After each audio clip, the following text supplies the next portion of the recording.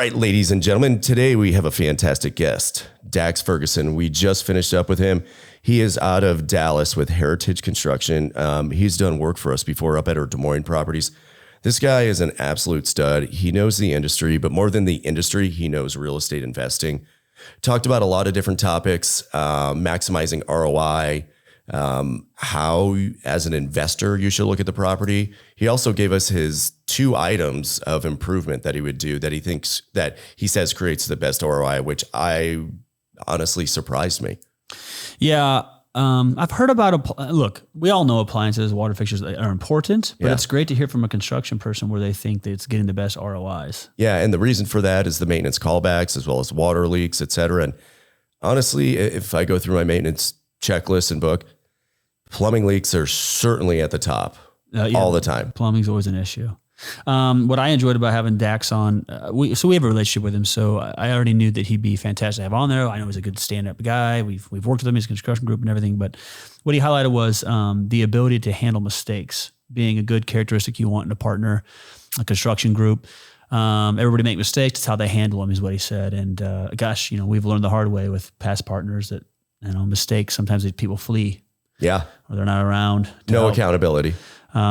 So he said he basically implied that if there's a problem, he's going to be there even more. He's going to dig deep. He's going to help out, which is great to hear. That's the kind of person you want in your circle. So Dax is great to listen to. It's a great episode. I wish it could be a little longer because he's got a lot of knowledge bombs to drop. Boom. Without further ado, Dax Ferguson.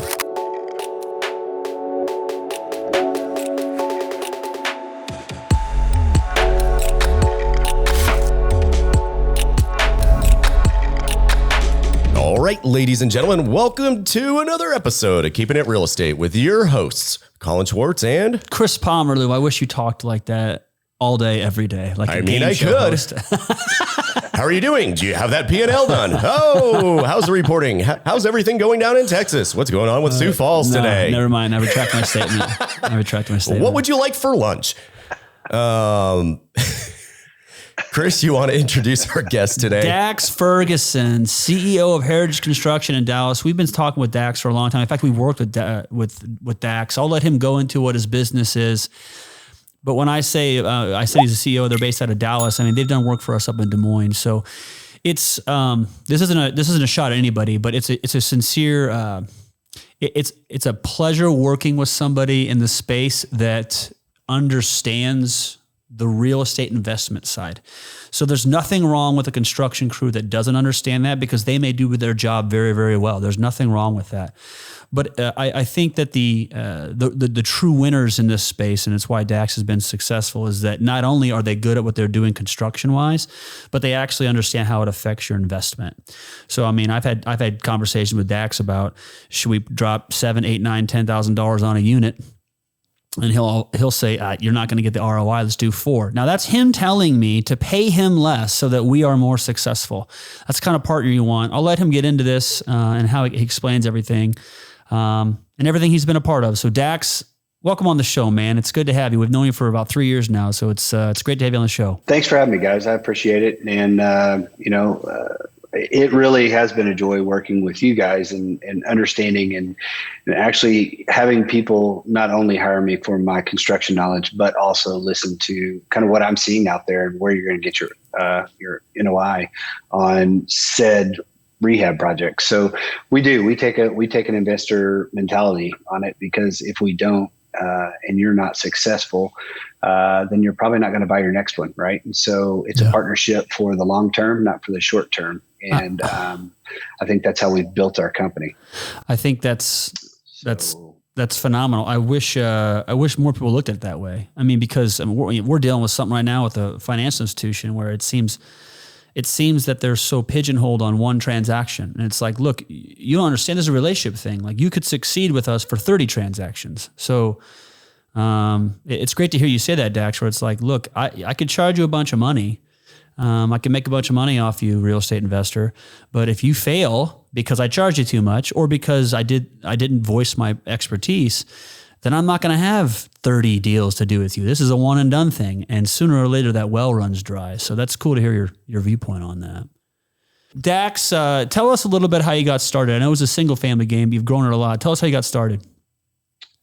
Yeah, so started in single family doing floods and fires, and needed to grow my business and scale it. And so was looking at different ways, and had done a couple multifamilies with some syndicators. And I decided that I was going to make that switch over at the end of 15, early 16, switched over to doing exclusively multifamily. And so in doing so, you can do 30 jobs at one location, if you will, or, multiple projects. And so we just scaled, tripled and doubled every year for several years after that. And it's been a great transition for us. But when I was doing that, I really felt passionate about, and this is where we were talking earlier, about learning the business side of it, because I felt that was kind of the secret sauce of scaling your business and doing more, learning more about the investment side of things. And so that's what I made my passion. And here we are today. So what you had done for us, Dax, you met us in Wichita, you've met us in Dallas, you've met us in Des Moines. You did some work for us up there in Des Moines, talked us out of some work in some other locations, which is always appreciated. Do you have any investments? How do you get into the real estate game outside of the construction realm? Yeah. So historically, I have stayed out of investing with clients, with who I partner with. And the reason for that is a lot of the places where I work have pretty strict guidelines around that with some of the investor groups, because they don't want you to they want to be able to fire you, basically, right? Mm-hmm. So it's written in there that it could get very sticky and everybody has to know and you have to go through legal. And so I've just stayed away from that. So my investments have been outside of anything that I've worked on. We've learned that the hard way. Luckily, it wasn't at the detriment of our investors, but Colin and I have given up portions of our ownership to construction people, to property management groups in hopes that they would succeed. And they're no longer working at the property, but they're still partaking in all the fruits of its labor. So we understand that. Are you in real estate investments outside of the deals with your clients? I mean, just in real estate at all? Single family. Awesome. Yeah. Some single family stuff. Yeah. And I've got a lot tied up in my personal house. Tell us about the personal house, man. Built it, and yeah, man. So I built my wife's dream home here this last year. Built a quite large house to house all these kiddos that we have, and built it in 6 months, 8,200 square foot, and on 2 acres in McKinney. And at closing day, we had north of $1 million of positive equity. So that was a good day for me. Good for you. It pays to build it yourself. Dax, what are some of the biggest difficulties in your industry? So historically, I would like to talk about 2 parts of that: historically difficulties and current difficulties, because I think we have 2 segments of difficult times that we've dealt with. We deal with a lot of areas that are pretty rough, right? So you're dealing with guns and gangs and things of that nature, and squatters. A lot of those issues that you typically see when you're going with the value add rehab. And so having guns pulled on the guys and whatnot, trying to keeping them working and motivated just to get through this to make lives better. But in that piece, we've actually created some things with our crews that they befriend the people on site, going, we're not here against you. We're here to make your place better. We're here to make your kids' lives better. Let's work together. And so, my labor guys stay on the property typically while they're working. And so they'll grill hot dogs and hamburgers, and anybody that wants to come around, they'll serve them hot dogs and hamburgers just to show, hey, we're here. We're here for you. You see that a lot. That's awesome. And that made it more of a friendly community that we're all in it together, and they kind of watch each other's back to make sure that everybody's good. Today's market, man, with the lenders and as the lenders are pulling their levers to protect their assets, they're going, okay, well, you're not in whatever the letter of the law says with them, 80% occupied, that they could stop funding on any job, right? And so we've done the work, we've paid our guys, we've paid our vendors, for the supplies and materials and labor. but we're not getting paid because maybe you dip down to 78% occupancy. And so the lender's not paying us. And so currently our biggest issue we have is the lenders aren't releasing the funds that they've committed to when you first signed the loan.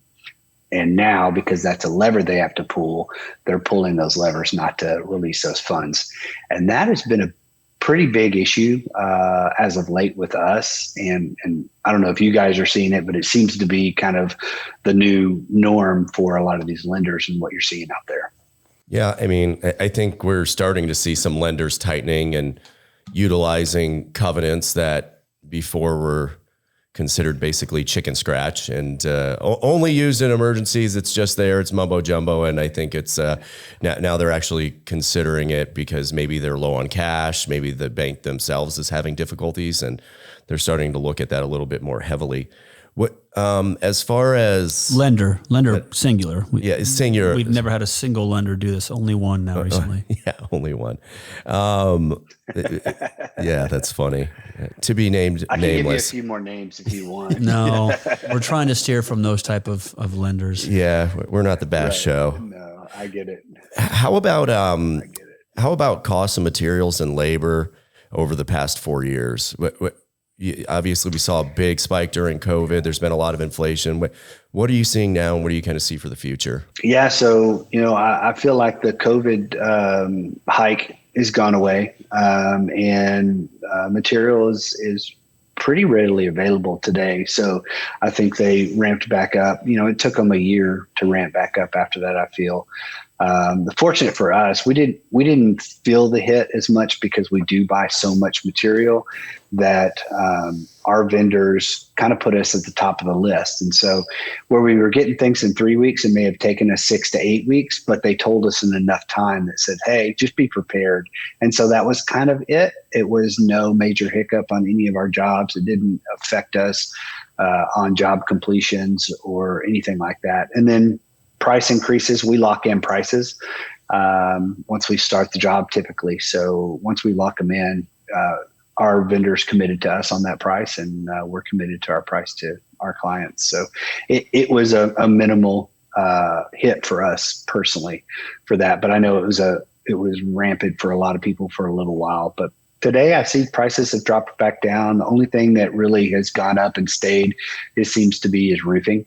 Roofing seems to have stayed up there and not come back down. We'll see if it comes back down. You know what's stayed up and gotten worse nonstop is insurance. Oh my heavens. Insurance is crazy. Yeah, it's killed people. Interest rates right now too, right? Yeah. That hadn't come down either. It's unfortunate. But yeah, insurance has quadrupled in several areas, and Texas being one of them. Yeah. So I've got a couple questions that'll be useful for the investors. Hopefully you can shed some light.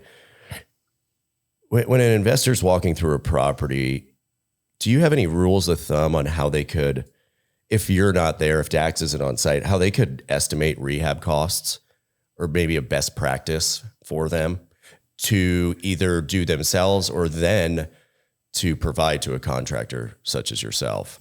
One of the worst things that I see happen is they don't know the scope. They don't know what they're going to do. And so you have an investor walk with one contractor, and the contractor, good contractor, and points out, oh yeah, you can do flooring, you can do painting, you can do light fixtures, you can do doorknobs, blah, blah, blah. And they go through their whole list. And then the syndicator doesn't write anything down. And then they go with the next contractor, and the next contractor says, oh, let's do bare minimum. Let's do floor and painting and light fixtures, right?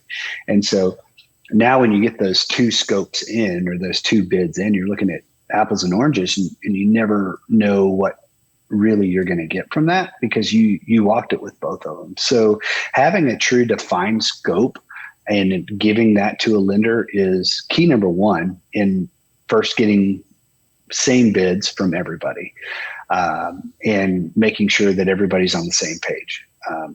That's failed more times than not. And second piece to that in creating, what's needed is make the list of need to have and want to have, and be very clear on that, right? It needs flooring because there's holes in your carpet or holes in your, vinyl plank.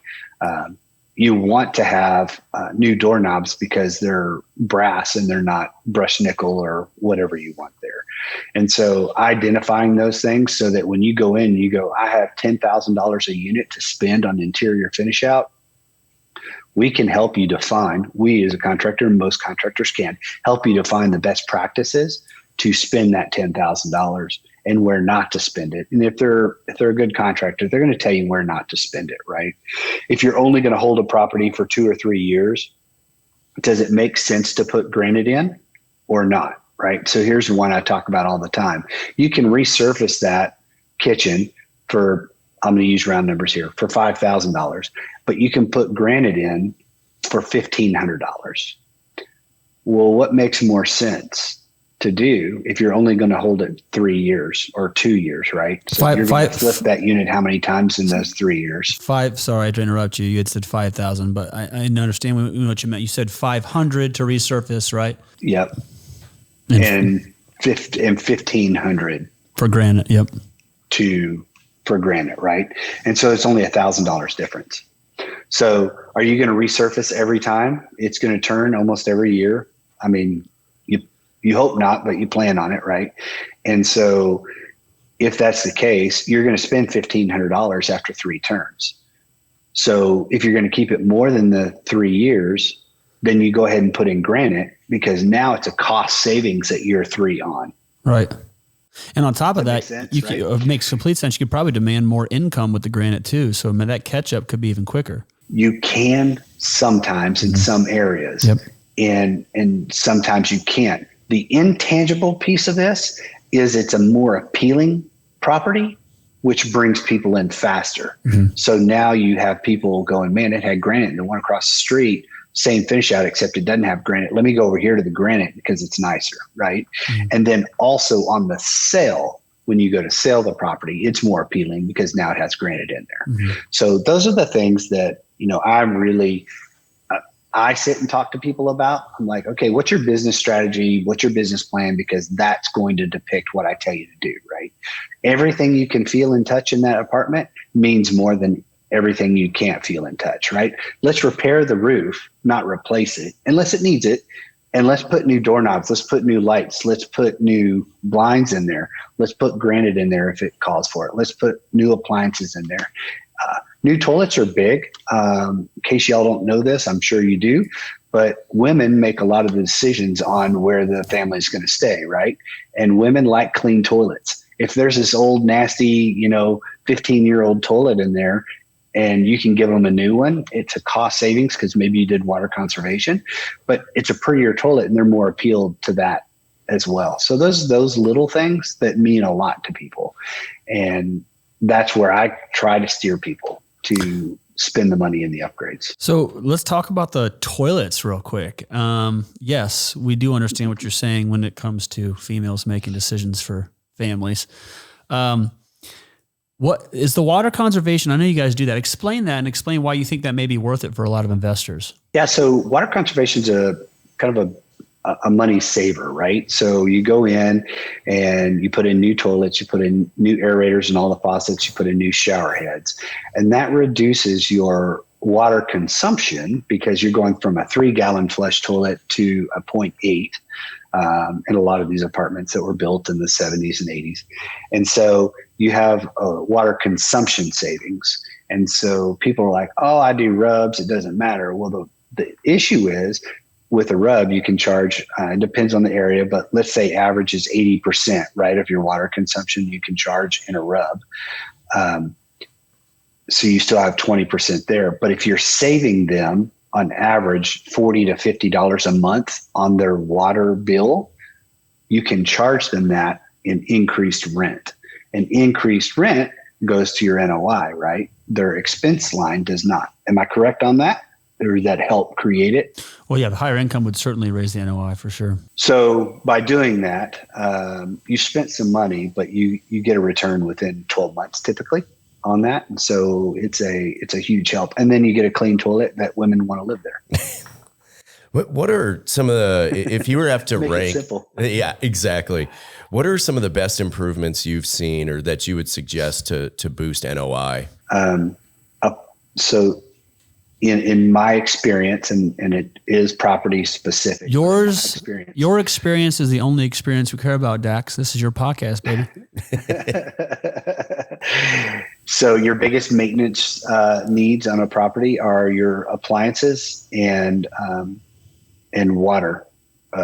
Like it's going to be your shutoffs for your water, your toilets running constantly, your shower heads, and all that, right? So if you go in and replace the appliances and replace, sink faucets and toilets and shower heads and all that, you are going to have less maintenance calls come to those units, and you're going to be able to have less issues across the property and may be able to decrease your expenses by having one less maintenance person on the property. But also, people are attracted to that, and so they'll pay more for a better looking finish, right? So I'm not saying go to stainless. I'm not saying that. I'm just saying new, right? So if you have new appliances in there that are really sharp and everything's functioning right, the things, it's painted, it's clean, you have blinds, you have doorknobs. People do a lot of cabinet refacing. I'm personally not a fan of it. I like painting them and putting handles on it. Painting it and putting handles, cabinet pulls on it really cleans up a kitchen, and that's as appealing as granite to some people.